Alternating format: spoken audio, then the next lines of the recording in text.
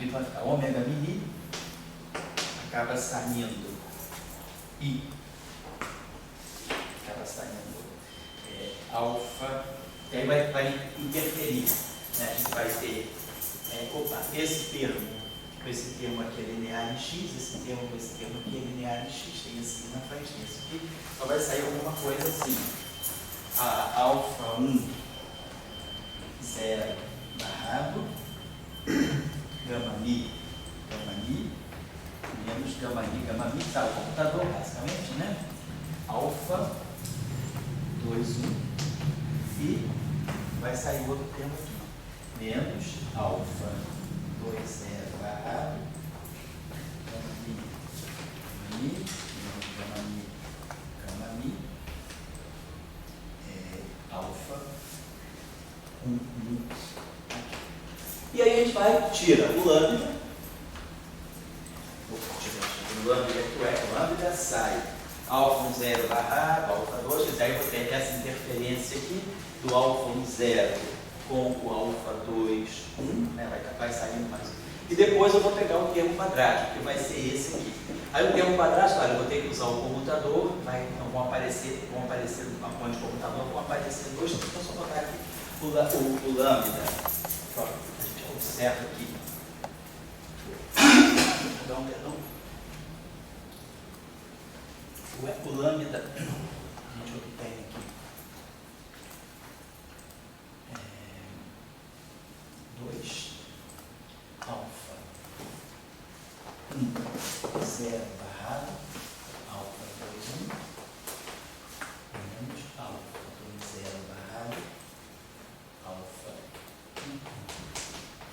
E depois o ami que a gente obtém sai com essa forma aqui, 2i alfa 1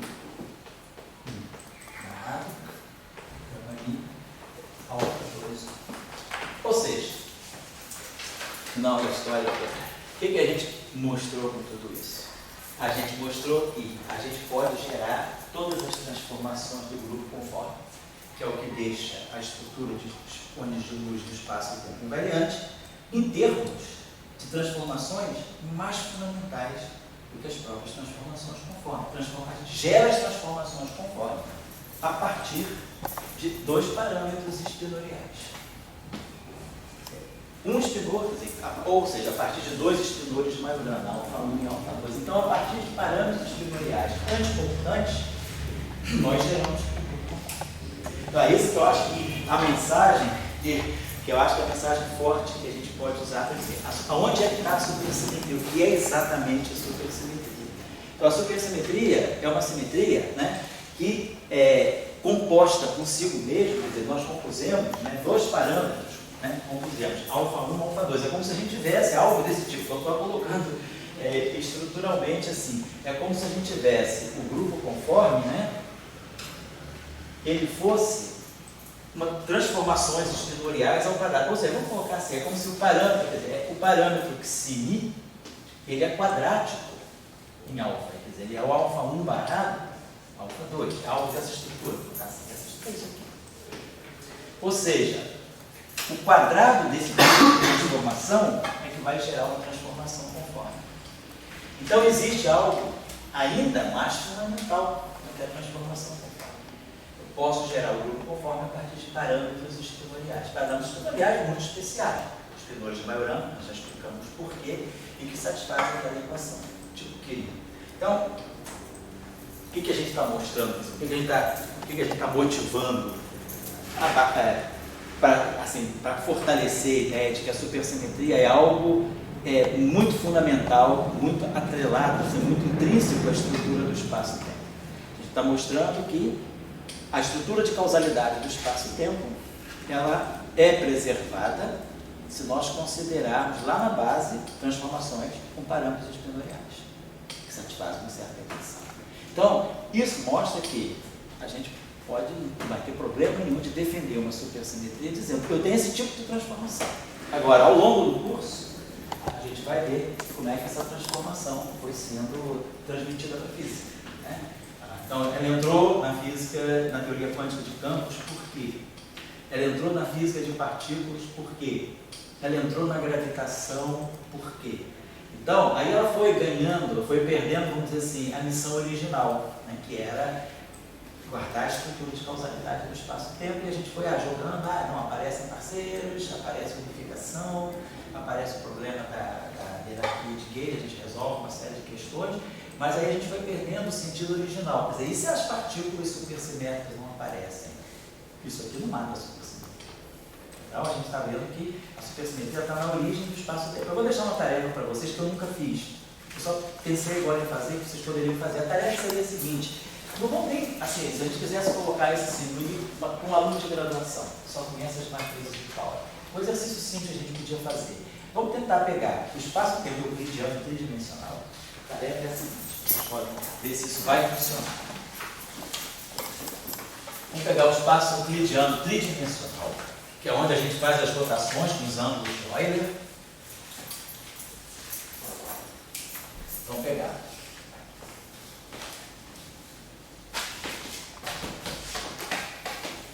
Vamos pegar o espaço euclidiano tridimensional.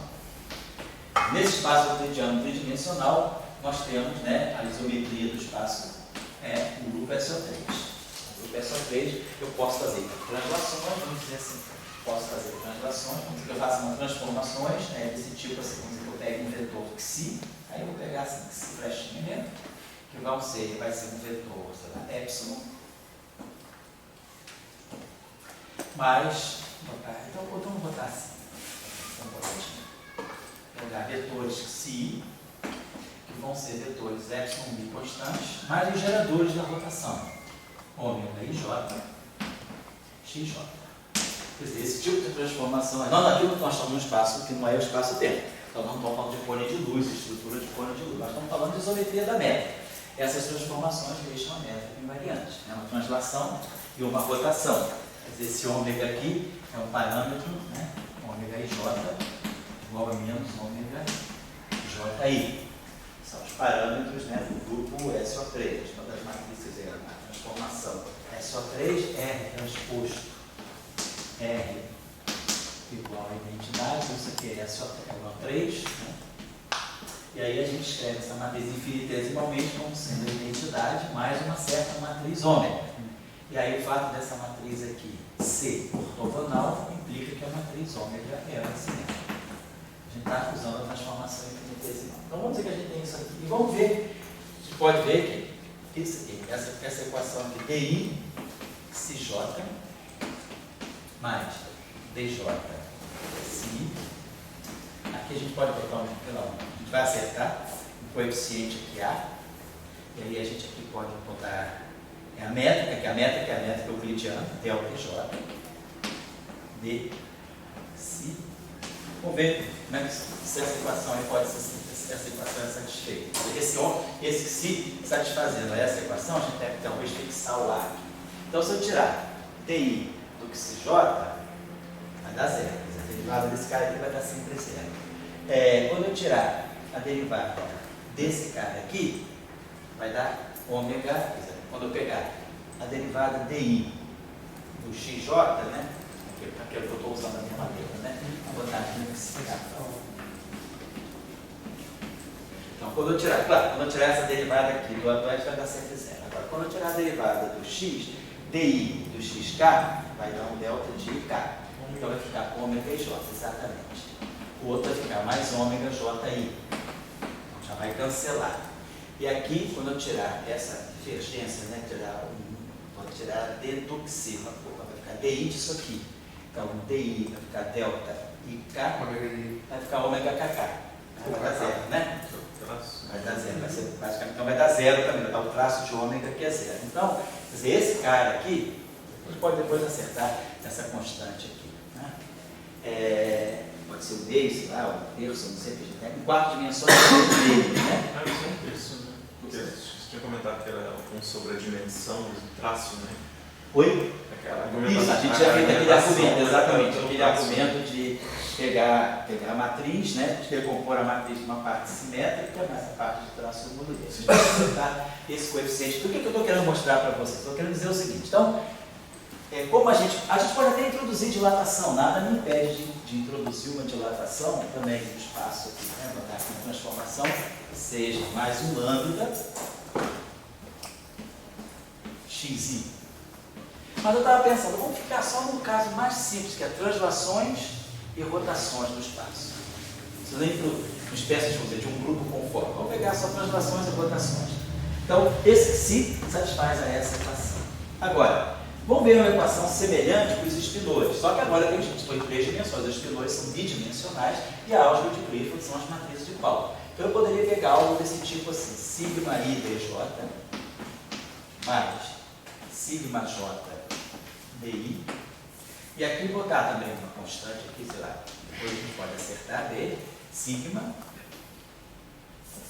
d delta j, sigma escalar d, atuando em alfa. E em 3 dimensões, nós podemos também definir espinores de Majorana. Espinores de Majorana existem em 3 dimensões. Né? Quer dizer, a condição de Majorana, né? Quer dizer, se a gente pegar uma base das matrizes de... Vamos dizer, se a gente pegar a base da matriz de álgebra de Clifford, eu estou em 3 dimensões. Então, vamos dizer que eu pegasse um gama 1, que seja... todos têm que ter quadrado igual a identidade. Né? Então, vamos pegar que a gente pegasse aqui a matriz de Pauli, sigma x, gama 2, vamos dizer que eu pegasse sigma y, e gama 3, sigma z. Estou no espaço euclidiano, então não tem diferença espaço-temporal. Todas as matrizes têm que ter quadrado e identidade, todas anticomutam entre si. Então, a base das matrizes, quer dizer, as matrizes de Pauli são uma base para a álgebra de Clifford no espaço tridimensional euclidiano. Então, eu posso usar essa base aí, né? A gente pode introduzir. Aí, claro, em 3 dimensões, nós não temos, como o espaço é euclidiano, eu não preciso introduzir a noção do barrado. Basta trabalhar com Gaussian, porque o grupo, né, o grupo SO3, quer dizer, é compacto, né? Então as representações espinoriais, elas são unitárias, são finitas e unitárias. Então eu posso trabalhar, não preciso definir, quer dizer, o que é o espinor de Majorana, né, em 3 dimensões euclidianas, né? Então, vocês, o que eu quero colocar é que eu faço os mesmos procedimentos, tiro a forma do alvo. Eu queria mostrar que seria interessante a gente mostrar que a gente recupera as translações espaciais e as rotações espaciais a partir de um espinor em 3 dimensões. Né? Fazendo o mesmo tipo de exercício. Mas só a definição do Majorana para esse espaço vai ser o quê? Vai ser C, alfa, estrela? Você deveria colocar, quer dizer, quando a gente faz o barrado, né, o que é um espinor de Majorana? A gente deveria colocar alguma coisa que, vamos pensar assim, o que é barrado para nós é o Dagger, gama zero. Como a gente não tem noção de gama zero, eu diria que o que seria barrado para nós talvez então, seria estrela. o que você está falando. Quando eu transpuser, exatamente, se eu fizer C, alfa barrado transposto, como agora eu não tenho mais o gama zero, vai ficar, o barrado é o próprio Dagger. E o Dagger do transposto é o estático. Então poderia ser alguma coisa desse tipo. Quer dizer, a condição de Majorana, em 3 dimensões euclidianas, não é 3 dimensões espaço-temporais, é 3 dimensões euclidianas. Eu teria que introduzir uma condição desse tipo. Quer dizer, eu botaria que o alfa conjugado de carga seria a matriz de conjugação de carga vezes o alfa estático. Não tem a noção. Eu não preciso introduzir o barrado, né? Porque o barrado a gente só introduz na equação de Dirac por causa que os bustes não são compactos, mas as rotações são compactas. Então a gente não tem as matrizes, vamos dizer, a representação do grupo de rotações no espaço espinorial, que é um espaço de dimensão finita, ela não é unitária. Então eu introduzo o barrado para poder definir a noção de unitariedade. Como no espaço euclidiano o espaço é compacto, a transformação naturalmente é unitária, então nós não precisamos introduzir o barrado. Então é isso que eu estou querendo colocar. Vocês pensarem um pouquinho, fazer esse exercício. Ver o que é o análogo do espinor de Majorana, nas 3 dimensões euclidianas, e aí tentar compor as rotações e as translações a partir do espinor de Majorana. Quer dizer, é uma coisa assim, simples, né? Mas mostrando que por trás, quer dizer, é da natureza do espaço-tempo a presença de espinores que vão gerar as isometrias do espaço. É um pouco na filosofia do Cartan. Se a gente lembrar do livro do Cartan, todo espaço, ou todo espaço-tempo, tem as suas representações espinoriais. Então, eu posso definir espinor em qualquer espaço. Claro, aí eu vou relacionar os espinores com o grupo de rotação. E a gente sabe como relacionar. Não é que a gente escreve a álgebra de Clifford no espaço, automaticamente os geradores das rotações a gente sabe, são os comutadores das matrizes gama. Menos um fator, um quarto. A gente sempre mostra que os comutadores das matrizes gama satisfazem a álgebra de Lie do grupo SON, qualquer dimensão que eu esteja. Então eu posso sempre conectar espinores, né? Quer dizer, no setor espinorial eu vou sempre implementar as rotações. Então, quer dizer, o espinor é alguma coisa muito básica, qualquer espaço tem espinor. E aí a ideia é, será que em qualquer espaço, né, nós vamos também relacionar os espinores com as rotações ou as isometrias da métrica do espaço-tempo? Quer dizer, agora eu vou relacionar o que a gente fez lá, buscar explicitar, vamos dizer, escrever as isometrias em função de espinores especiais que satisfaçam a equação de Killing também. Então, era isso que eu queria colocar, porque é uma coisa bem simples, né? Que eu acho que justifica bem a ideia da supersimetria, quer dizer, desconstituir um pouco, desnaturalizar um pouco essa ideia de que a supersimetria, claro, a supersimetria tem repercussões na física de partícula, indica a presença de partículas espelho, né, dos íons, né, dos parceiros supersimétricos. Supersimetria resolve alguns problemas de divergência na teoria de campo, mas não é só isso. Eu vou colocar que a supersimetria é algo muito mais simples e que a gente pode implementar na física de partículas e aí depois escolher o mecanismo de quebra que seja conveniente, né, com a física que a gente quer medir.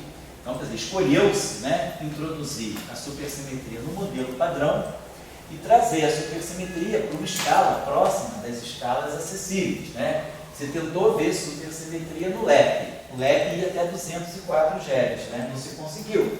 Agora está tentando ver supersimetria no LHC, 14 TeV.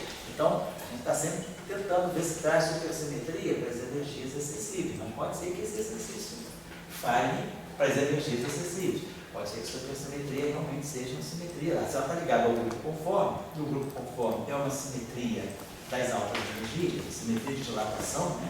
A gente só tem, né, as altas energias. Então, será que a supersimetria não estaria realmente só nas altas energias? Que mensagem que ela vai mandar para a física de baixas energias? Essa é a questão. Eu já tinha falado com você, não é uma questão assim meio pessoal, né? Eu acredito que o LHCD seja um bom caminho. Porque se você não mede as partículas supersimétricas reais, né, como picos de seção de choque, decaimentos no átomo do CMS, você pode talvez detectar a supersimetria pelos diferentes canais nos decaimentos de espelho. Então, talvez seja um modo. Aí sim, você poderia estar dando uma supersimetria a energias mais altas, que deixa alguns efeitos, né, pequenos efeitos de precisão na física do quantum. Então, essa é a questão que eu queria colocar. Eu queria colocar uma coisinha que é mais para vocês, que é a seguinte. Acho que na aula passada, né? Eu acho que falou das transformações conforme, né? Eu não cheguei a falar. Então, eu vou o seguinte. Então, vamos só colocar o seguinte. Então, nós vamos colocar as ideias assim. Nós vimos, então, que nós podemos gerar o grupo conforme, né? O grupo conforme pode gerar a partir de espinores, desses nossos espinores de Majorana, que satisfazem aquela equação tipo Killing, a gente pode induzir as transformações do grupo conforme. Tá bom? Então a gente se pergunta o que seria, né? E esses espinores não são constantes. São espinores esses espinores especiais que a gente trabalhou são espinores dependentes da posição. Então a gente se pergunta, o que seria uma transformação gerada com um parâmetro espinorial? A gente sabe que o padrão que nós conhecemos das transformações que são linearmente realizadas as variações de certos campos, né? Vou colocar assim, a gente tem sempre um pouco essa estrutura aqui. Parâmetros de um grupo associados a geradores de um grupo.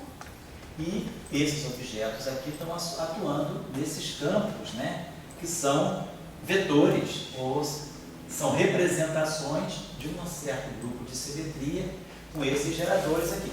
Mais, né, mais assim, diretamente, o que a gente tem é isso aqui. Parâmetros ômega A, GA, elemento J, e J. Então, vamos supor que a gente tem um conjunto, né, de transformações contínuas, portanto, que podem ser obtidas infinitesimalmente a partir da identidade. Em geral, a gente trabalha com geradores hermitianos, quer dizer, com grupos, com representações de dimensão finitas unitárias. Portanto, se as representações são de dimensão finitas unitárias, a gente pode sempre trabalhar com geradores hermitianos, e a gente gosta de colocar aqui, às vezes, né, a gente coloca aqui um I, né, porque a gente está falando de transformações unitárias. Na verdade, isso aqui é uma versão infinitesimal dessa transformação. E se essa transformação aqui é unitária, e eu quero G hermitiano, eu preciso colocar esse I aqui. E aí a transformação infinitesimal fica assim. Então a gente geralmente usa esse padrão. Mas por que a gente está usando esse padrão assim? Então, vamos dizer, eu tenho esse tipo de transformação. Claro, depois vai querer ver o que é essa transformação. Esse parâmetro aqui são escalares, né? São escalares do espaço-tempo. Mas são, eles carregam um índice vetorial, carregam um índice da representação adjunta do grupo. Tá? Então, essa é a estrutura, geradores, né, elementos de matriz, e aqui atuando nos vetores, que são as componentes daquele multiplet. Então, a gente faz o seguinte, vamos dizer que a gente fizesse uma transformação Δ1 em φ. Δ1, φ, o parâmetro ômega 1. Então, isso aqui vai ficar I, parâmetro, uma família de parâmetros ômega 1, A,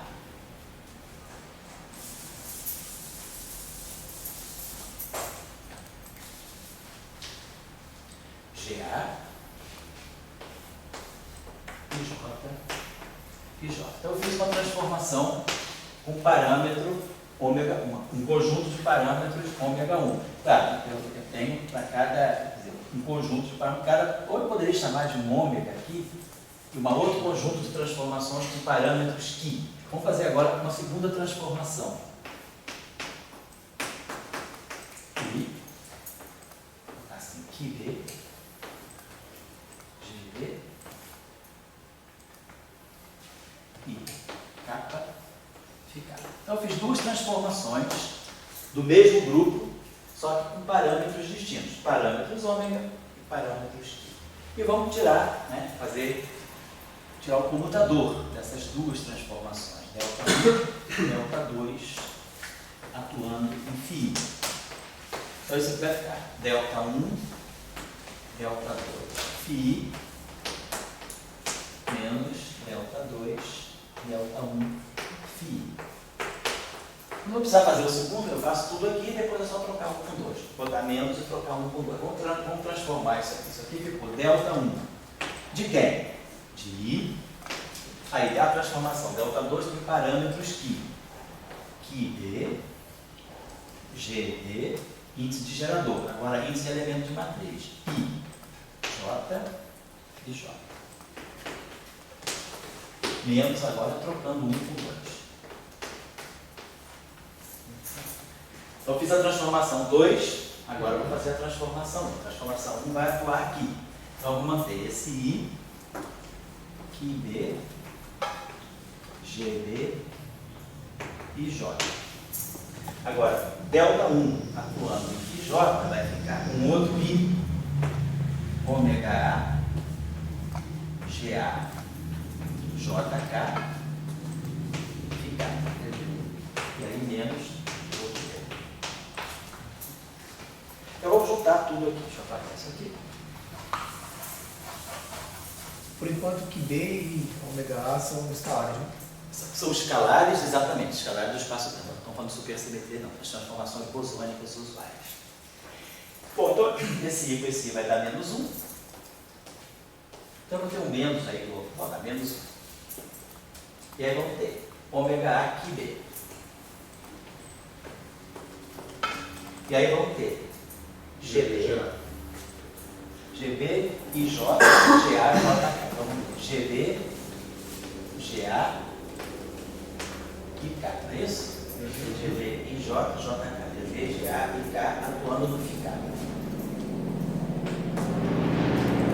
Agora, trocar 1 com 2 é trocar o ômega com Q, né? Então, na verdade, eu já tinha colocado ômega 1 e ômega 2, ficaria mais fácil. Mas na verdade é trocar, onde tem ômega tem que, onde tem que eu vou colocar mais. Acho que vai ficar assim, que A, ômega B, a transformação vai ficar, aí do outro lado vai ficar, eu vou fazer primeiro a transformação, vai ficar G, vai ficar O G não vai mudar, por o enquanto. G não vai mudar, porque se eu colocar desse modo eu vou ter GB, GA, Vai né? ficar GBGA, mas você ainda vai ter que redefinir o A, Talvez, não, é o seguinte, eu acho que a gente vai ter que, como isso aqui é antissimétrico, na troca de A com B, vamos botar esse GB, isso, GA, acho que é isso aqui, ficar. Isso? Só que esses são mudos, né? Você pode chamar Isso. embaixo A de B e B de A, Isso. você está somando. Acho que a gente pode, podemos fazer isso, vamos chamar, melhor ainda, vamos fazer isso, vamos chamar o B, o A, como eles são saturados, vamos chamar o A de B e o B de A, melhor ainda. A gente manter essa estrutura aqui fixa. Então nós temos ômega A que B, e aí vamos produzir esse comutador GA, GB menos GB, GA. Então, GA, GB, tudo elemento IK, ficar. Então, se esses geradores aqui são geradores de uma estrutura, de uma álgebra B, então vamos botar isso aqui, vai ser I, F, A, B, C, G, C. O que eu estou fazendo só esse exercício bobo, mas é só para mostrar como é que a gente implementa a simetria. Então a gente chegou, esse vai sobrar aqui no final do dia, então a gente vai ter o seguinte, comutador de delta 1 com delta 2 atuando em φ, está dando para nós a mesma estrutura, está dando, ó, esse F, A, B, C, está somado em A e B. Esse F, A, B, C, ômega A, que B, eu posso chamar de um terceiro parâmetro, si A. Então vai ficar I, C. esse si C, né? Si C, GC. Como é índice mudo, depois eu vou botar si C, GC. Se quiser. Aí IJ, ou IK, IJ. Bom, como isso aqui, né? Agora esse índice C é saturado, eu posso chamar de A também. Então a gente está mostrando o seguinte, que eu ganhei uma terceira transformação. Só que o parâmetro, quer dizer, isso aqui está mostrando que isso aqui é um delta 3 de φ, onde o parâmetro se A é F, A, B, C, ômega B e C. Ou seja, a gente implementou a simetria no espaço dos campos. Por quê? A gente criou uma álgebra, que se fecha em si mesmo em cima de cada campo. Quer dizer, cada campo φ, eu não estou misturando as componentes aqui, o φ que está aqui, o φ que está aqui. Então, quando eu comutar duas transformações, eu gero sempre uma terceira transformação naquele mesmo campo. Então, isso mostra o fechamento. Então, quer dizer, quando a gente implementa uma simetria no espaço dos campos, a gente tem que mostrar isso, que a álgebra daquelas transformações se fecha em cima de cada campo, para cada componente, isso vale para o φ1, φ2 até o φn. E os parâmetros, né? Quer dizer, os parâmetros são compostos dessa forma aqui. Então, o parâmetro dessa terceira transformação é essa composição, é esse bilinear dos parâmetros das outras transformações. É assim que a gente, quando a gente diz que a gente tem uma teoria de campo clássica, antes da quântica, aquela simetria, uma teoria clássica de campos, com uma simetria, a gente tem que mostrar que aquela simetria, ela se fecha, aquela simetria tem uma álgebra de transformações que se fecha em cima de cada campo, isso que a gente está colocando. Muito bem, nada a ver com a supersimetria por enquanto. O que a gente quer agora pensar é, se eu fizer agora uma transformação, aí como o Caio falou, o φ e o ômega são parâmetros escalares. Mas agora a gente viu que a gente pode ter transformações com parâmetros esteloriais anticomutantes. Então a pergunta que a gente faz é imaginar que eu tenho a transformação de um certo campo, vai ter esse meu padrão I. Então Depois se até menos relevante, depois a gente acerta. Vai ter esse padrão. Parâmetro, parâmetro espinhorial, e geradores, parâmetros, geradores, e aqui campo. Essa é a estrutura da transformação que a gente dá. Estou chamando os parâmetros de ômega. Não sei o que, vamos chamar de alfa de. Vamos chamar de alfa. Eu não gosto de alfa, porque alfa depois É o índice que você alfa, usa, alfa. Vamos chamar de parâmetro. Então esse epsilon aqui é um parâmetro, agora sim, como o Caio falou, isso aqui é um parâmetro espinorial. Para ficar mais na carena, podia usar o gerador Q em vez de G. Vamos ser óbvios hoje em dia, né? Vamos fazer isso aí. Chamar um gerador. Então isso aqui é o gerador, então isso aqui é o parâmetro. E aí a gente sabe que simula o parâmetro real é o parâmetro espinorial de Majorana. Que nosso espinor alfa, né, é o espinor de Majorana. Então isso aqui vai ser o nosso espinor alfa aqui. Esse aqui vai fazer o papel das matrizes geradoras ou dos geradores. Então essa é a estrutura da simetria que nós temos, né?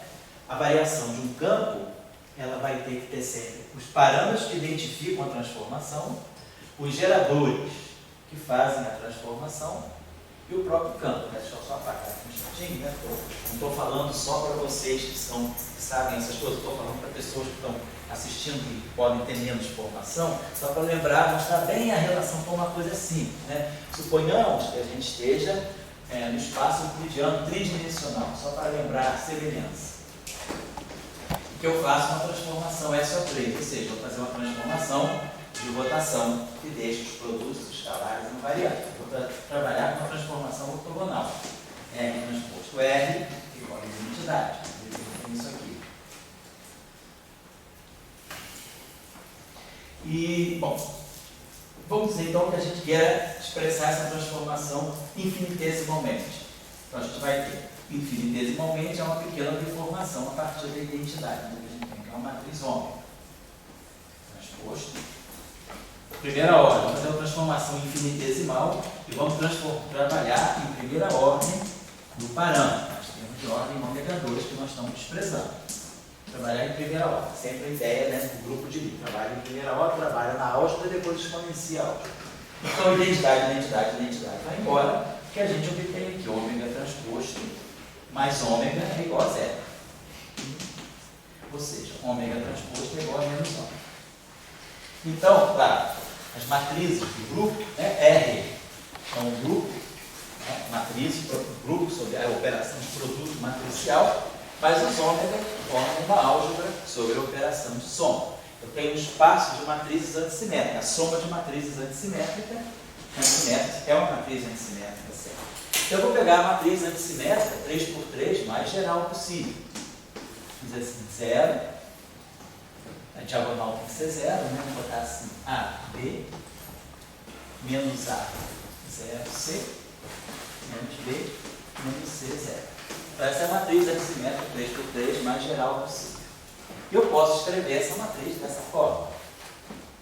A, 0, 1, 0, menos 1, 0, 0, 0, 0, 0. Mais B, 0, 0.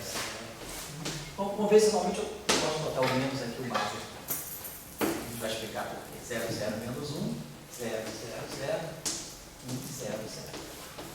E depois, mais C, 0, 0, 0, 0, 0, 1, 0, menos 1, 0. Então é tudo que a gente está falando lá.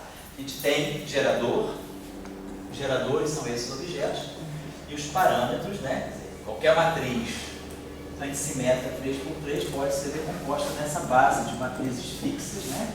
Essas matrizes satisfazem certas relações de comutação, né? Essas matrizes aqui, chamando isso aqui de G1, isso aqui de G2, isso aqui de G3, as matrizes aqui satisfazem uma relação de G1, G2, né?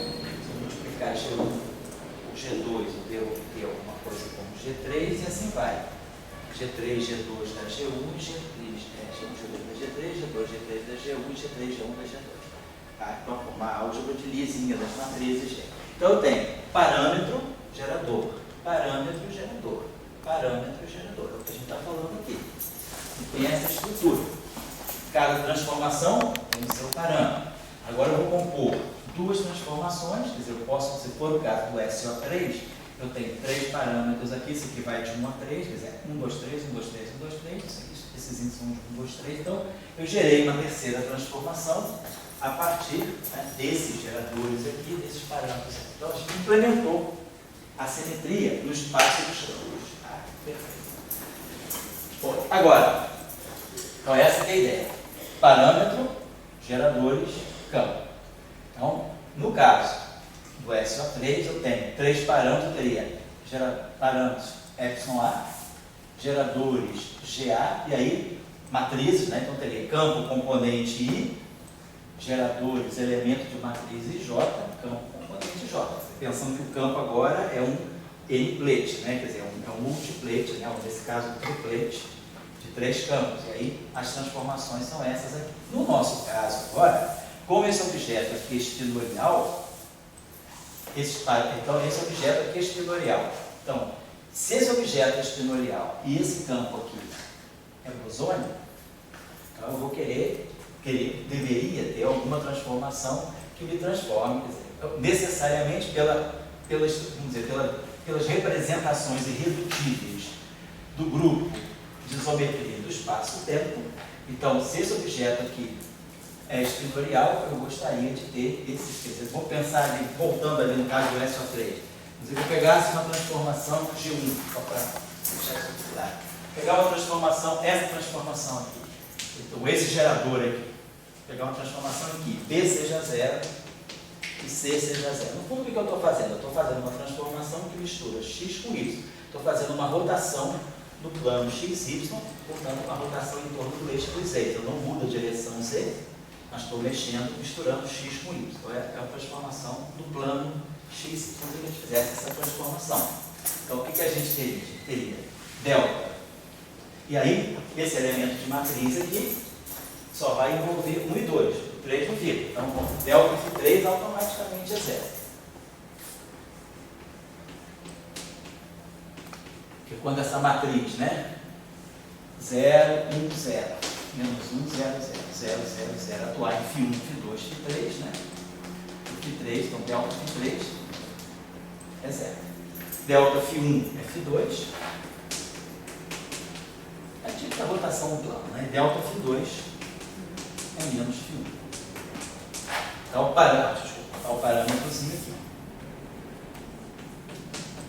Seria, nesse caso, o ângulo infinitesimal de rotação. Menos A, um ângulozinho θ, θ de rotação, menos θ de φ1. Então, a gente tem o parâmetro. Aqui nós temos, né, o elemento da matriz, né? Então, e aqui nós temos o campo. Então, a gente tem parâmetro direto do campo. A gente está dizendo que o gerador, ele se reverte sob a forma de número. Vou apagar isso aqui. Então, só estou querendo chamar a atenção disso. A ideia é campo, gerador, campo. O parâmetro campo. O gerador, ele adquire uma forma, ele é fixo, né? Os geradores são fixos. Então, a gente vai ter o seguinte. Se eu pegar aqui um campo, né, e eu quiser ter essa estrutura, parâmetro, campo, eu vou estar misturando as estatísticas. Quer dizer, um campo, a transformação de um campo bosônico, se isso aqui é o bóson, isso aqui tem um escalar, tem um spin 0, como esse cara tem spin meio, o único jeito de eu ter um spin 0 do lado de cá é tendo esse objeto aqui de spin meio. Meio com meio dá 0 e 1.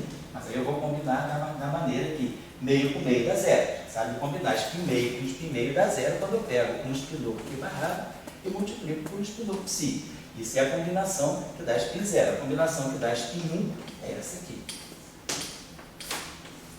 Então aqui eu construo um spin 0 a partir de 2 spins meio, e aqui eu construo um spin 1 a partir de 2 spins meio.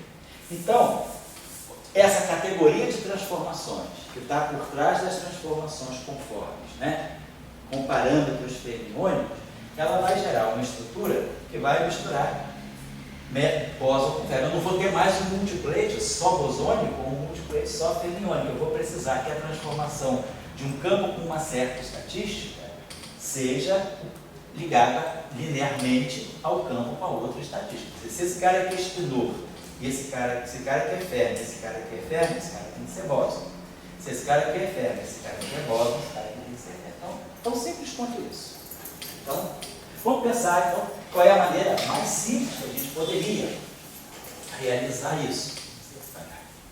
A gente poderia ter alguma coisa desse tipo. Vamos supor, então, a gente está falando de física de 4 dimensões, vamos pegar os campos mais simples que a gente tem em 4 dimensões. O campo mais simples que a gente tem em 4 dimensões é o campo espinorial.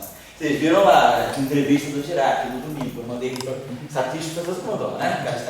Aquela entrevista dele com o Hund na Alemanha em 82, foi antes dele ir para Trieste, quando ele fez 80 anos, né? O Salão organizou a festa de 80 anos dele e a festa de 60 anos do Young.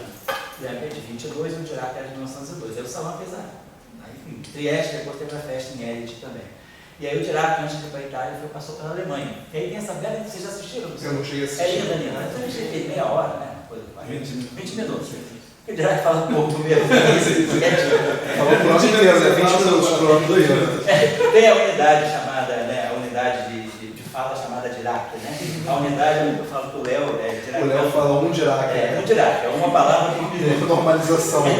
Então a unidade de fluxo de palavras é o Dirac. O Dirac significa uma palavra a cada minuto, o Léozinho é assim, né?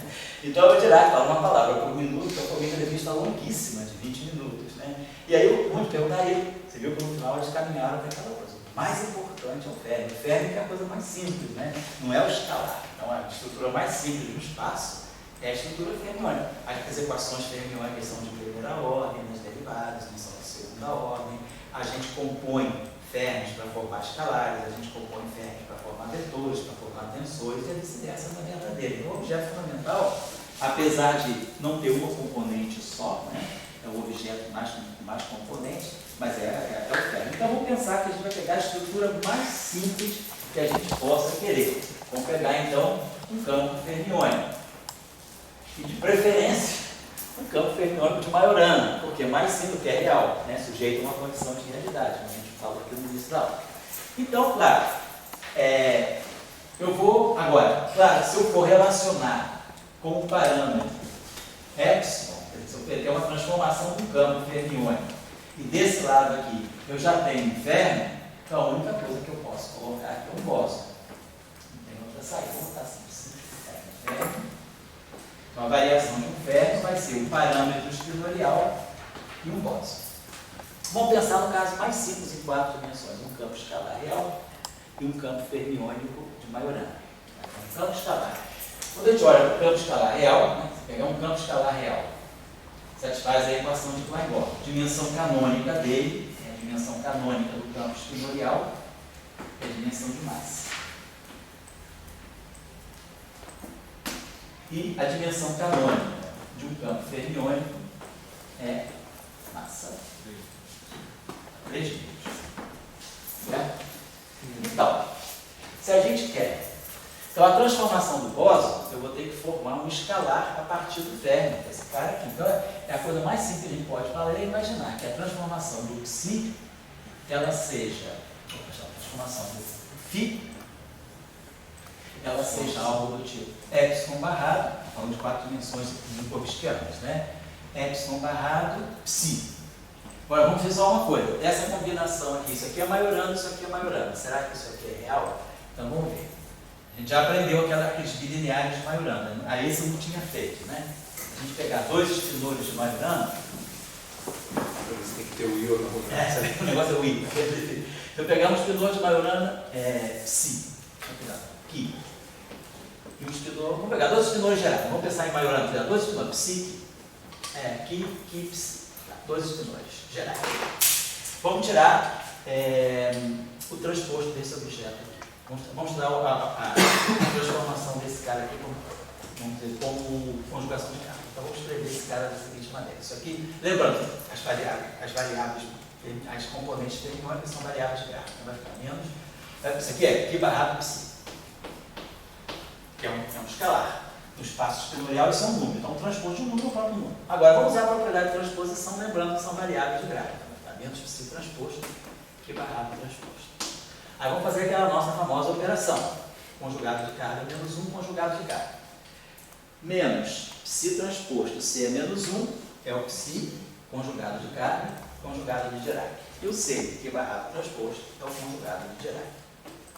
Então, a gente mostra que Q barrado geral, isso aqui independente de ser Majorana ou não. Q barrado psi C barrado Q C.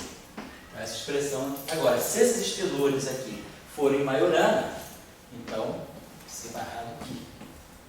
Então, esse bilinear, para espilores de Majorana, ele é simétrico na troca dos espilores. Agora eu preciso saber se esse cara aqui é real.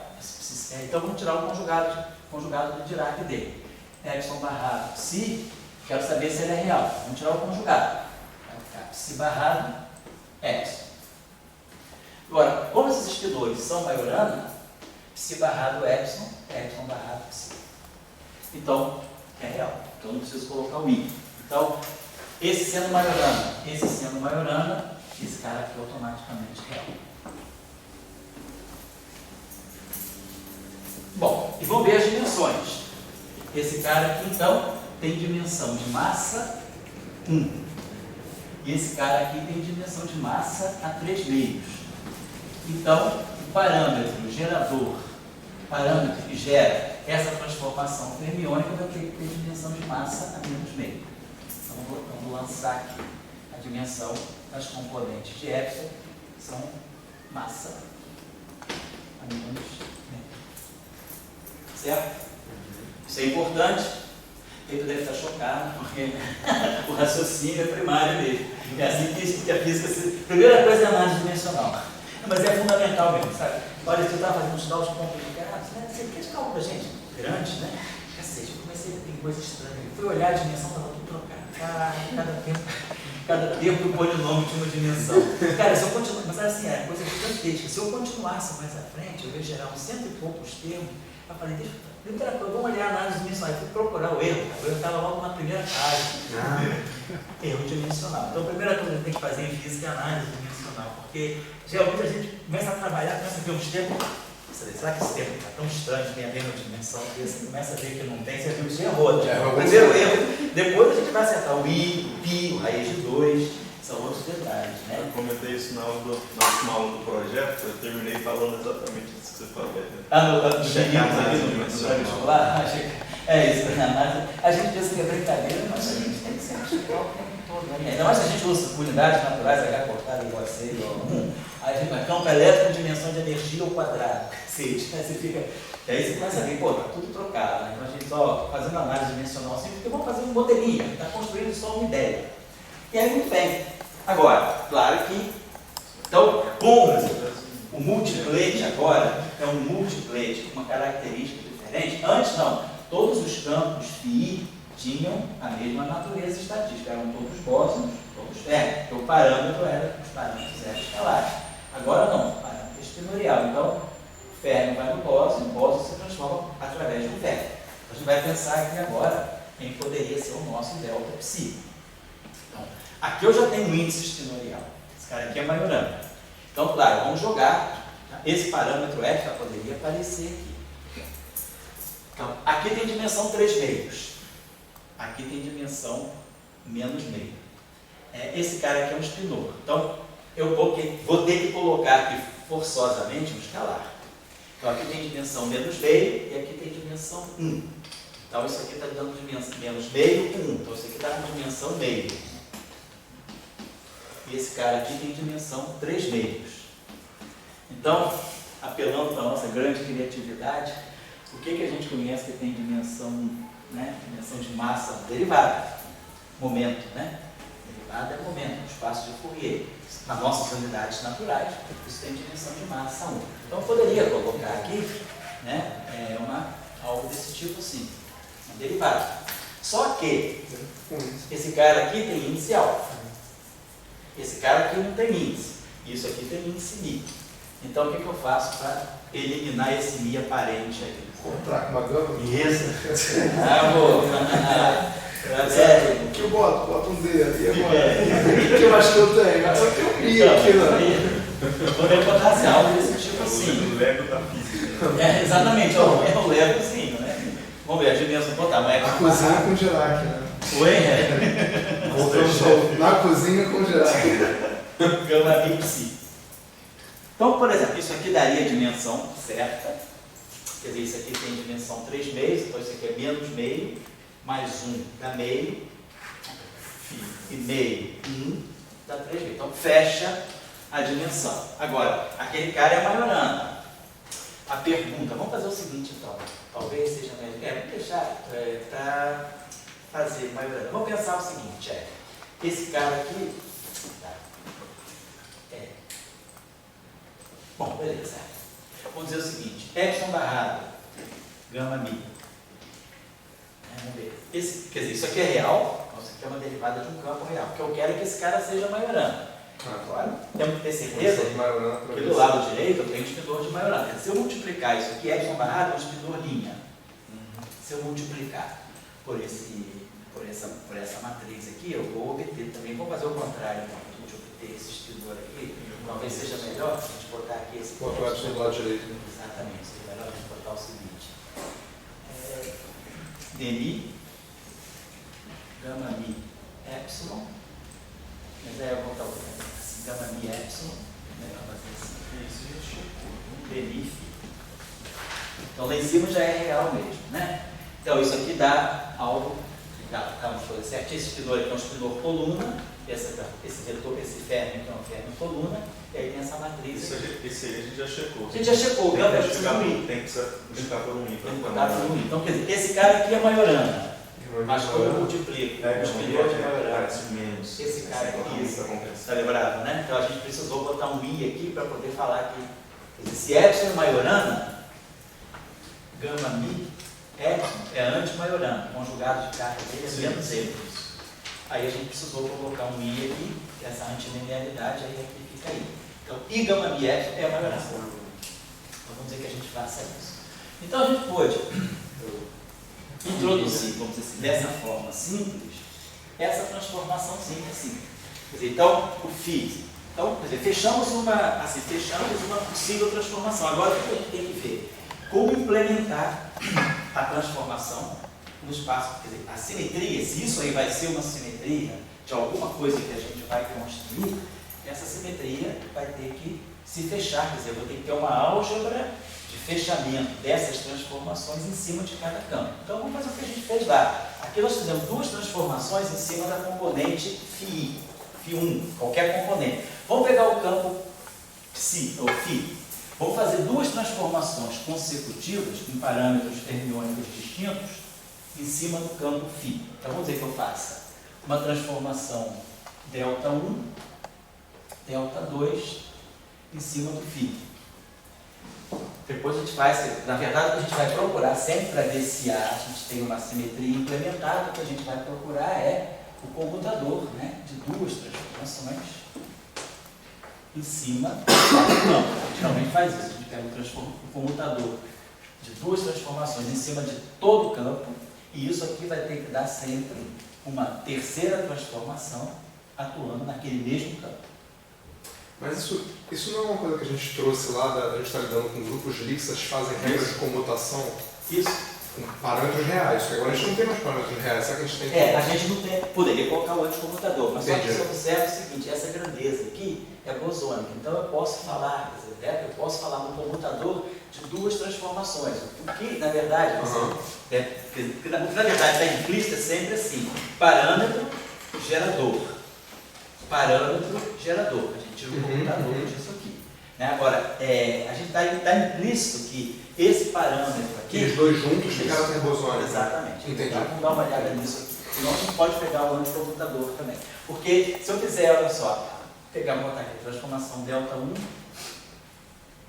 depois a gente faz, quer dizer, ΔI, ΔI do φ, né? Menos ΔI, ΔI do φ. Então vamos dizer que a gente faça uma transformação ΔI em cima de φ, que vai ser uma transformação do parâmetro ε2 barrado, transformação ε2 barrado psi. Sim, né? Aí agora, vamos fazer essa transformação aqui em cima do psi. Então eu vou ter ε2 barrado ΔI psi. Tá? Então eu botei delta 1, delta 2 do psi. Delta 2 é isso aqui. E aí, delta 1 vai ser essa transformação atuando no psi. Então, delta 1 psi. Então a gente tem o mi,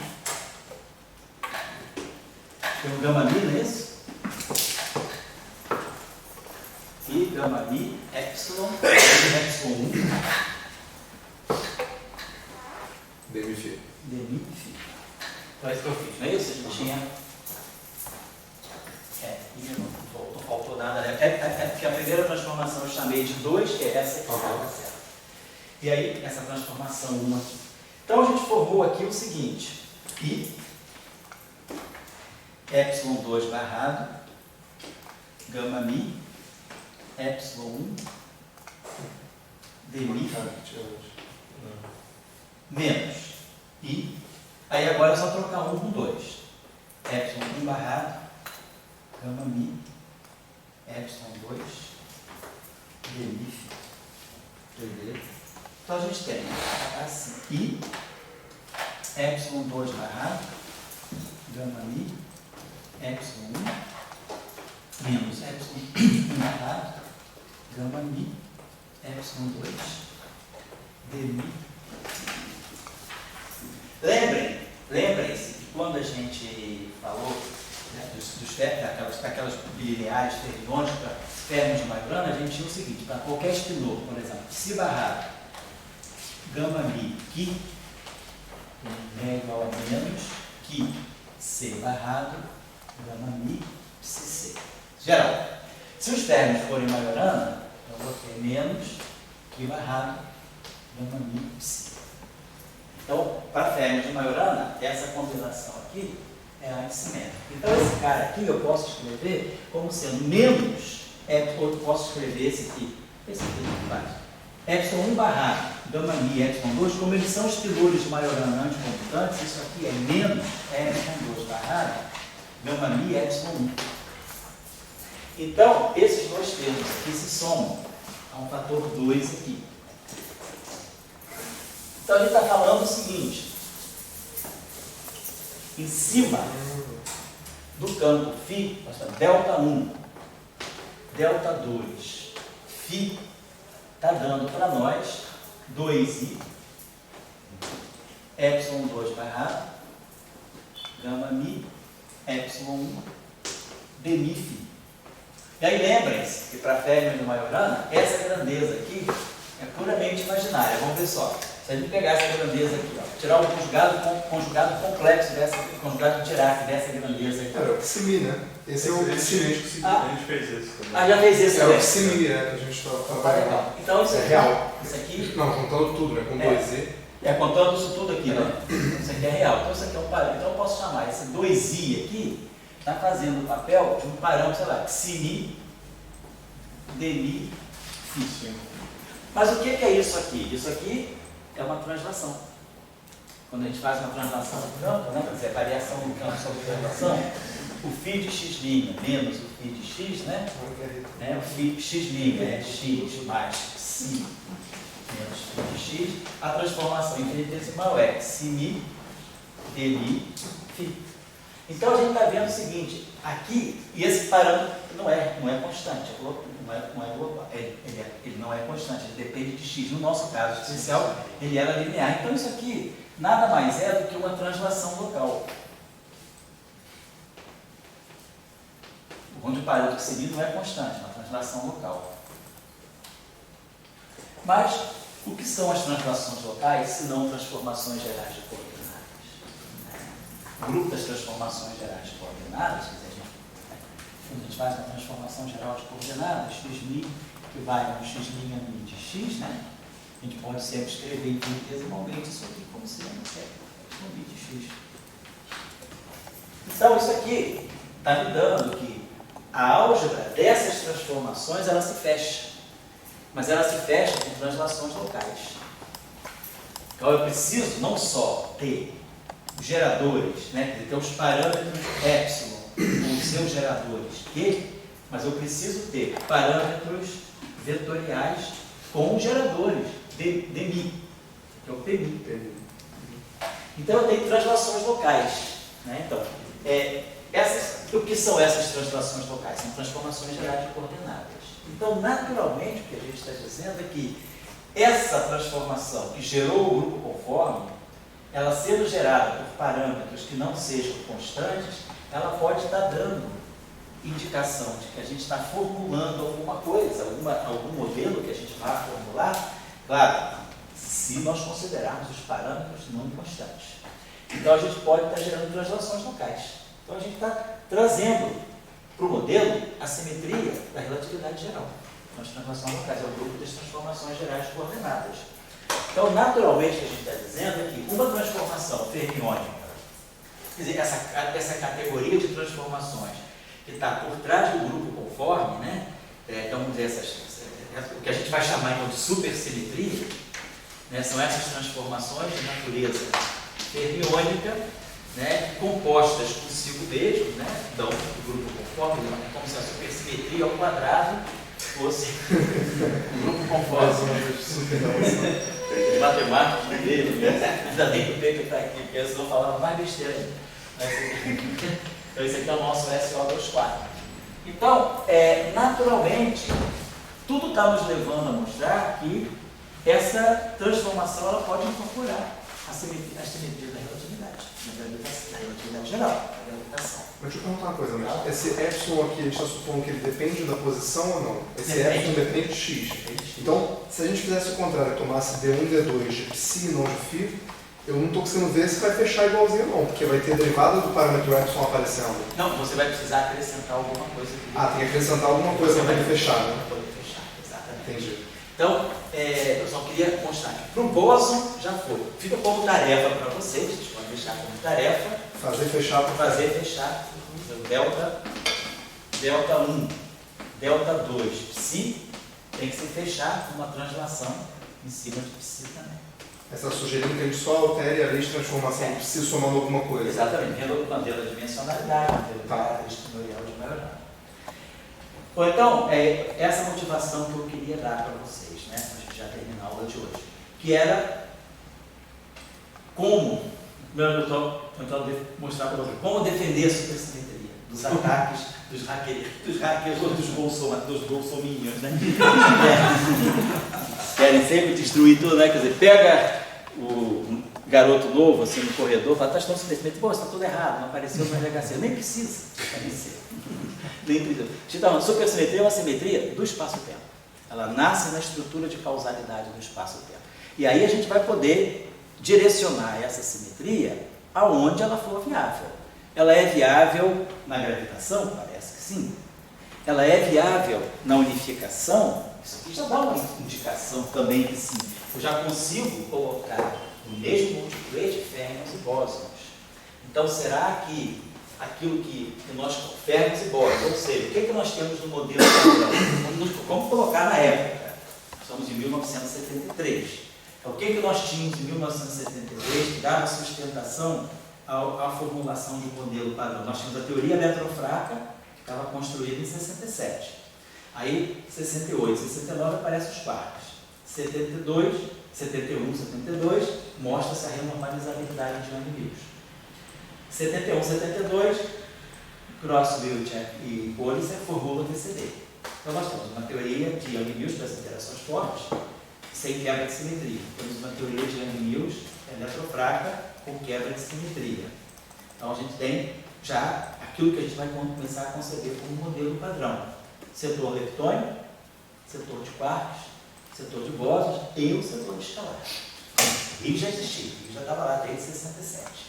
Então, a gente agora, sempre dentro dessa visão, quer dizer, tem uma escola de pensamento aí, vamos dizer, um pouco a visão diraquiana de que a gente deve buscar a elementaridade. E quanto mais elementar você vai, mais você começa a perceber que as coisas são unificadas. Né? Quer dizer, quando você começa a ver aquela discrepância de hadrons, né, vários mesos, você vai para a estrutura mais elementar, você vê que tudo se reduz na época tudo se reduzia a 3/4.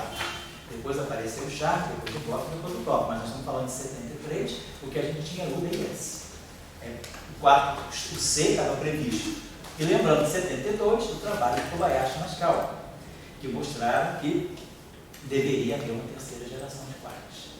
T e o D estavam previstos já, pelo quebra de CT nas interações práticas, no trabalho de 72 e 73 foram anos assim, de grande convulsão, tudo se formou ali. A previsão do Bosman e do Topp, o Rio já estava lá, a introdução da QCD. Então, nessa busca de elementaridade, a gente começa a ver que as estruturas vão se reduzindo a coisas cada vez mais elementares. Então, agora eu tenho quarks, leptons e bóson de Higgs e bóson de Gauge. Então, a pergunta é, à medida que a gente vai se tornando mais elementar, a gente vai percebendo que as diferenças desaparecem. A gente reduz as diferenças a estruturas sempre menores e ligadas entre si. Então, nessa época, aí, o que estava se discutindo era qual é o caminho que a gente pode seguir para chegar na elementaridade. Lembrar que era uma época ali fortemente influenciada pelas ideias do Dirac, pelas ideias de Wigner, né? Que a gente devia buscar o caminho da elementaridade e o caminho da unificação. Então a gente começa a ver, eu já consigo, essa dicotomia que tem entre férmions e bósons na teoria quântica de campos, ela desaparece quando eu introduzo esse tipo de simetria. O teorema da espinha estatística, né, essa coisa que separa bósons de férmions, ela é baseada no grupo de Lorentz. Então, agora a gente tem um grupo mais amplo, um grupo de supersimetria, um grupo graduado, um grupo de graduado, tem que rever o teorema da espinha estatística. E aí a gente pode colocar férmions e bósons no mesmo multiplexo. Lembrando também, está tudo ligado, que tinha o trabalho do Coleman Mandula, né, de 72 também, que ele tentava unificar, ver qual é a forma que podia se unificar diferentes simetrias, espaço-tempo com simetrias internas. Ele mostrou que era impossível. Simetrias espaço-tempo nunca vão se misturar de uma forma não trivial, a não ser pelo produto cartesiano, entre si. Com a supersimetria, você já abre essa possibilidade. Você pode misturar, quer dizer, mostram que, quer dizer, o que a supersimetria faz é, ela quebra o teorema de Coleman-Mandula, ela quebra uma das hipóteses do teorema de Coleman-Mandula, e mostra que você pode unificar simetrias espaço-temporais e simetrias internas de uma forma não trivial, porque você agora tem a supersimetria. Então, a supersimetria chegou numa época em que havia muitas inquietações. E aí, perdeu-se um pouco a essência, né, dessa coisa tão simples, que é uma simetria que está governando a causalidade do espaço-tempo. Você começa a relacionar a supersimetria a questões que a física queria, não questões tão assim, da própria geometria do espaço-tempo. Você fala, quero resolver o problema da unificação, estava surgindo. Eu quero resolver o problema das divergências ultravioleta no setor de massa dos escalares. Eu quero resolver o problema da hierarquia de Gauge. Eu quero unificar. Eu quero ter uma gravitação quântica. Então a supersimetria, ela, coitada, ela não esperava tanto, ela se encontra com uma puta responsabilidade. Né? Jogaram tudo nas costas dela. Né? E aí ela ficou, cara, cheia de coisa. E aí você começa a perder a simplicidade, né? Quando você deixa de ser franciscano para ser imperador. Ela começou a imperar a física, né? Ela que era uma coisa tão simples, tão genuína, a própria estrutura do espaço-tempo está tudo ali, ela começou a querer resolver todos os problemas. E aí, com isso, as pessoas foram achando que supersimetria é parceiro do supercimento. Se a supersimetria, a supergravidade não resolveu o problema da gravitação quântica, bye-bye supersimetria. Se a gente não resolveu o problema da unificação, bye-bye supersimetria. Se a gente não encontrou os parceiros supercimentos, bye-bye supersimetria. Então, bye-bye espaço não pode. Bye-bye relatividade. Então, ele não vai dar bye-bye para a relatividade restrita. Isso a gente tem certeza que a gente assegura essa física. A supersimetria está ali. Isso eu estou querendo só colocar para vocês essa discussão. Porque a gente sempre sabe que nos corredores a simetria mais odiada é a supersimetria. Em todo lugar do mundo, menos no CERN, mas em qualquer lugar do mundo que você vai, os ataques de supersimetria, as pessoas vibram quando não aparece nada para LHC. Né? A felicidade é tão grande quando dá tudo errado. Né? Então eu quero aprender, vocês têm que se defender. Tá? Acredite ou não, quer dizer, se vocês quiserem acreditar, eu dou todos os elementos para vocês pensarem. Como encarar, como encaminhar a discussão da supersimetria. Agora sim, feito isso, a gente vai começar a trabalhar essas questões. Vamos ver primeiro a questão das divergências ultravioletas, falar da supersimetria no setor de Vesulino, depois vamos falar da supersimetria de Gauge até chegar nas teorias finitas, resolver o problema da finitude também e falar de unificação. Mas eu acho que assim, o que eu queria passar para vocês não é convencer vocês, é dar os elementos certos para vocês pensarem. Porque é ruim a gente pensar de forma errada. Quer dizer, não é científico você dizer, não apareceu, não existe. O grupo conforme é uma simetria excelente, altas energias, e não tem nenhuma simetria Não tem uma partícula prevista do grupo conforme. A única coisa que o grupo conforme pode dar, e que o LHC está pensando em medir, são essas chamadas partículas, né? Que o grupo conforme, ele te dá duas possibilidades, ou massa zero, ou massa contínua. Nós não conhecemos na natureza massa contínua, as massas são muito discretas. Mas você pode, com a simetria conforme, você não nega a presença de massa. Você tem massa contínua ou massa zero. E a gente então assume, a gente introduz, associa a simetria conforme a massa zero. Mas o Howard Georgi introduziu há cerca de 15 anos atrás a ideia das partículas. O que são as partículas? São representações do grupo conforme, onde a massa é contínua. Então você tem partículas de massa contínua, é um setor, né, de partículas fora daquilo que a gente imagina como sendo as partículas do grupo de Poincare, que as massas são discretas. A massa do elétron é uma, do neutrino é outra, o bóson de Higgs é outra, o Z é outra. As massas são espalhadas. Não, você tem um setor de massa contínua, e esse setor de massa contínua pode ter importância em alguns setores da física, até nas altas, até na física de matéria condensada. Tem um science de alguns anos atrás, muito interessante, que é a possível efeito de partículas em problemas em sistemas planares, né, de 2 dimensões. Então, assim, o grupo conforme é um grupo também que ele não está fazendo previsão de novas partículas, a não ser as partículas, que não se comportam como partículas, mas ele não dá partículas como o grupo de Poincare dá. Então, a supersimetria, ela pode também não dar, mas a gente escolheu a representação em termos de partícula. Então, a gente escolheu dar um sentido de trazer a supersimetria para a física de partículas. E aí, a questão é, as partículas aparecem ou não aparecem? O que a gente tem hoje, né, é um modelo padrão, minimamente supersimetrizado. Então, a gente trouxe a supersimetria para a escala do LHC. Mas essa é vamos dizer assim, é um direcionamento que eu imponho. Não é a supersimetria que impõe isso. A supersimetria tem espaços de parâmetros suficientes para poder trazer essa simetria para as baixas energias, mas não significa que esse seja o caminho certo. É isso que eu estou indo colocar para vocês. Fala aí, Edson. Antes do curso tomar esse caminho de supersimetria de mercado aí, né, para vender, o que teria, por exemplo, em termos de pesquisa, que poderia seguir nessa linha que foi construída, nessa linha de augmentação? Que tipo de pesquisa poderia seguir nessa direção? Nessa direção. Sem ser na direção de partículas. Sei, na direção assim, mais de essência da supersimetria. Sim, poderia ser feito, por exemplo. Vamos pensar aqui. Não foi feito ainda. Que nem o russo fez. Que nem o russo. Pode ser algo que já existiu, já foi feito não, só essa dinâmica. Não. Que linha seguiria a partir desse raciocínio, né? Exatamente. O que a gente poderia pensar de uma forma assim, mais construtiva, né? Por exemplo, talvez na direção dos fenômenos críticos, né? Porque fenômenos críticos, né? Transição de fase, se passa em uma região, quer dizer, nas vizinhanças do ponto crítico, você tem simetria conforme, porque as funções de correlação são muito estendidas, você não ganha simetria de escala. Então, por exemplo, talvez transição de fase é uma coisa fundamental e universal, né? Talvez uma coisa que você poderia pensar é relacionar a simetria conforme associada às transições de fase, verificar se você pode gerar nesses fenômenos, por exemplo, na matéria condensada, de superfluidez, né, transição de superfluido no hélio, né, ou transição de supercondutividade, se você pode, nessas transições de fase, gerar essa simetria de dilatação, que faz parte do grupo conforme, a partir de uma transformação de supersimetria. Isso é uma coisa que independe de você ter partícula, independe de unificação. É uma coisa, vamos dizer, universal. Como isso aqui, como por exemplo, causalidade no espaço do Minkowski, é uma coisa universal.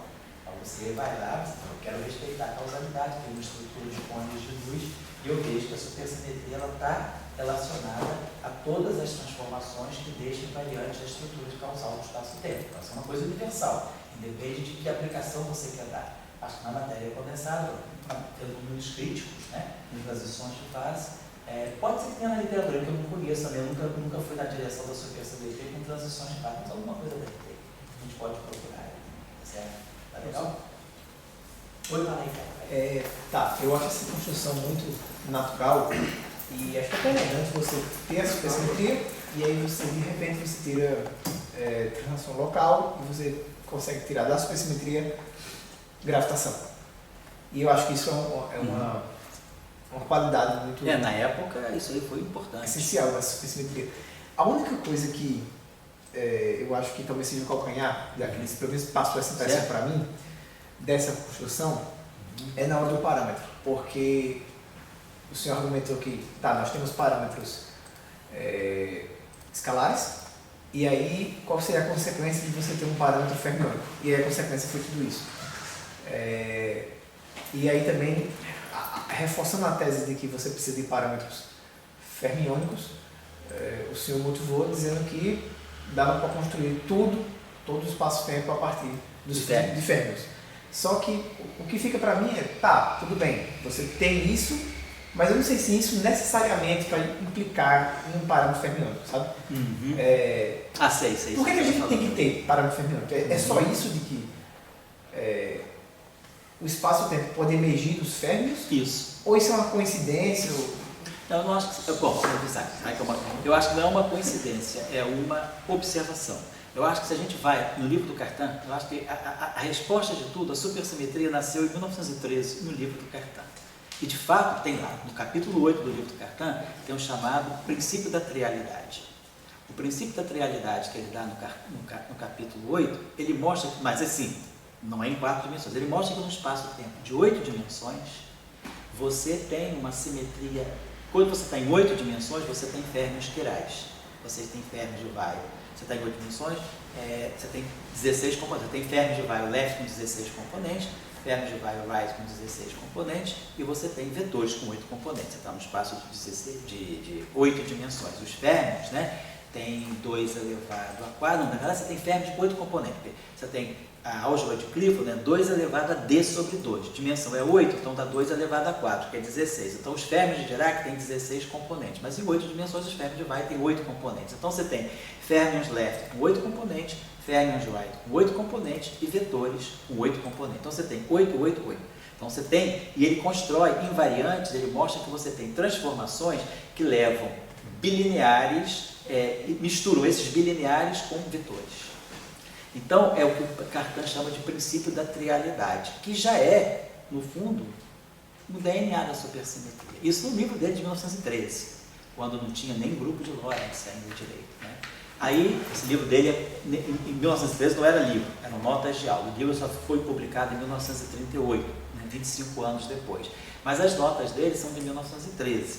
Então, quer dizer, a observação do Cartan no capítulo 3 do livro, que é o capítulo mais bonito do livro, é o capítulo mais bonito e o mais simples também do livro, ele mostra que você pode construir todo o espaço-tempo a partir dos espinores.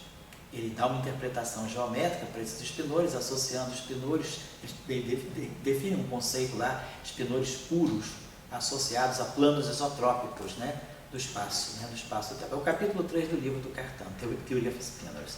Então, o que ele mostra, basicamente, é que você pode sempre construir todo o espaço-tempo a partir dos espinores. Então, se você constrói o espaço-tempo a partir dos espinores, quer dizer, o que ele coloca, claro, é que os espinores são as estruturas fundamentais de qualquer espaço-tempo. Segundo o professor Paulo Budnich, que dava esse curso para nós na Trieste, que era o tradutor do livro do Cartan para nós, Cartan dizia que Deus pensa em termos de espinores. God thinks in terms of spinors. Então, espinor é tudo. Então você pensa o seguinte, se todas as transformações que você faz têm parâmetros escalares, você faz transformações, geralmente, quer dizer, as transformações de grupos internos são com parâmetros escalares. E você pode gerar escalares a partir de espinores. Então, será que a gente não pode fazer a transformação mais simples, não seria a transformação baseada em parâmetros espinoriais? É um pouco assim, é meio filosófico o argumento, porque é um argumento assim, meio, eu não digo que é reducionista, mas a palavra reducionista é perigosa, mas assim, é um argumento que vai na busca da elementaridade. Você quer compreender aquilo que é mais elementar, quer dizer, compreender a elementaridade, não significa ser reducionista. Reducionista é o cara que... Bolsonaro é reducionista, por exemplo, né? Ele não é nem profundo em nenhum momento, né? Então, não vamos confundir reducionismo com elementaridade. Eu acho que o que o livro do Cartan mostra é que você vai procurar as estruturas mais elementares do espaço-tempo e você consegue resolver tudo a partir delas. Então, aquela tarefa que eu deixei para vocês de tentarem construir o grupo SO3, as rotações, o grupo de SO3 e as translações no espaço euclidiano, a partir de espinores também, como a gente fez aqui no caso conforme. Então eu acho que, quer dizer, é uma questão assim, eu não estou catequizando vocês, eu acho que é uma coisa assim, eu estou só dando os elementos para a gente pensar. Você pode pensar profundamente e dizer, não, mas não vai, isso não vai estar legal. Mas assim, eu estou só evitando, porque o que me, assim, eu acho que o que me deixa mais assim, não é a questão de atacar ou não atacar a supersimetria, é atacar com o argumento errado, é gerar fake news. Eu acho que isso que a gente não quer, a gente quer debate. Então tá bom, vamos debater, você não acredita na supersimetria, por quê? O que é supersimetria? Eu sempre já perguntei a algumas pessoas, mas tá bom, o que é supersimetria para você?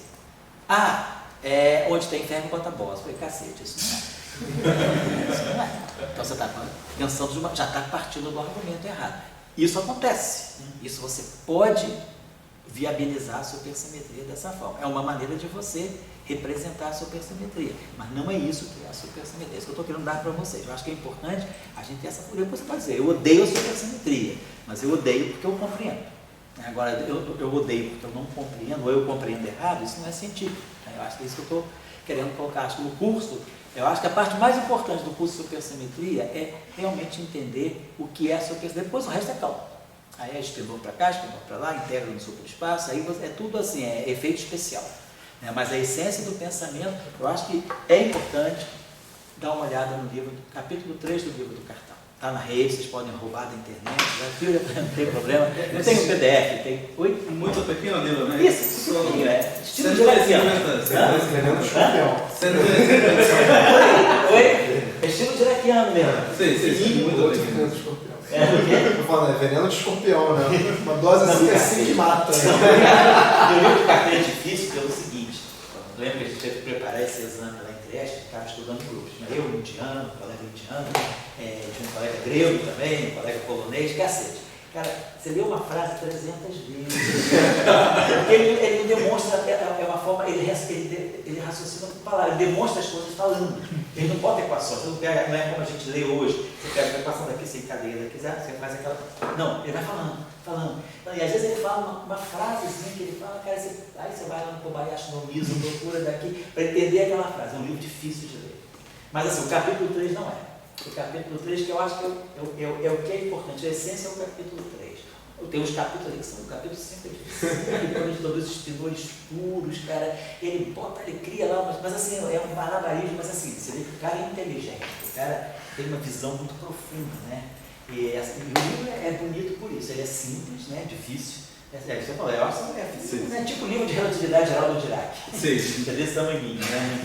O livro dos americanos é desse tamanho, aquele tijolão lá do Meissner, né? Pô, aquela coisa desse tamanho horrorosa. O livro de relatividade geral do Dirac é isso, o livro de mecânica quântica do Dirac é isso, né? E tá tudo ali. Eu acho que o livro do Cartan vai nesse estilo também, muito bonito. Vale a pena vocês lerem o capítulo 3, que aí a gente começa a perceber o papel dos espinores em física. Você vê que demorou, isso foi em 1913. Os espinores só foram ser usados em física em 1926, né? Porque assim, circulava a visão, o Dirac conhecia e o Pauli também. Aí quando teve o experimento a ideia de Euler e Goldsmith, Pauli trouxe os espinores não relativísticos, mas como ele não conhecia bem o que o Dirac conhecia, porque o Cartan introduz os espinores relativísticos. Ele tem um capítulo de relatividade especial. O livro é de 1913, mas a de relatividade especial é de 1905. Ele tem um capítulo que é espaço de Minkowski. Aí ele já introduz os espinores do espaço de Minkowski, só que de uma maneira geométrica. Não são os espinores de Dirac, são os espinores de Cartan. Mas dos espinores de Cartan você faz um mapeamento. Dirac pegou e falou, não, o espinor tem que ter 4 componentes. Foi aí que foi a sacação em relação a Pauli. Pauli ficou nas 2 componentes, fez a equação de Pauli para ferros não relativistas, mas não conseguiu introduzir relatividade. O que Dirac fez foi pegar justamente os espinores de 4 componentes que ele já conhecia do Cartan.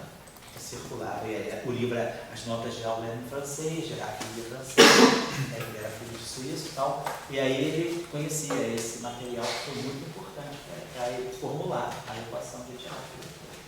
Então, quer dizer, tem toda assim, uma história que as coisas não saem do nada, né?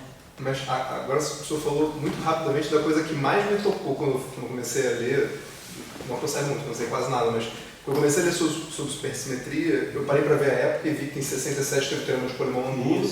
Eles falam, a maior simetria possível para partículas é tipo Poincaré vezes uma simetria interna. Exatamente. E aí, com a extensão do Hagel, Puzanski e Sonner de 74, eles falam, não, se você permitir geradores fermiônicos, então a maior simetria passa a ser supersimetria versus uma interna. Eu falei, cara, tipo, você abre mão de uma hipótese e você ganha exatamente supersimetria. Exatamente. Quer dizer, tem todas as simetrias que estão realizadas, menos uma, isso para mim é um apelo muito forte. Eu não acho que isso Eu acho uma maneira também de você se convencer, ter um argumento de autoconvencimento. Porque aí, a questão toda, eu sempre gosto, acho que a gente nunca pode ser anacrônico. A gente tem que sempre voltar para a época e ver como é que as cabeças, as grandes cabeças da época pensavam. Então a gente estava nesse período, 67, 78, 74 sai Hagel, Puzanski, Sonner, supersimetria, 73, 74. Você vê que os caras foram em cima. Então, o trabalho de Verzunino foi publicado no Nuclear Physics em março de 74, mas o paper deles é de novembro de 73, o pré-print do CERN. Você vê Hagel, sobretudo o professor Hagel, né? E o Puzanski também, que era um polonês lá, eles estavam em cima dessas ideias. E aí, quando eles viram a supersimetria, eles falaram, eu era o perdido do teorema de Coulomb-Mandula, é o que eu posso colocar para negar o teorema de Coulomb-Mandula. E aí, isso aí já estava, por quê? Porque tinha, vamos dizer assim, o debate que já estava se fortalecendo da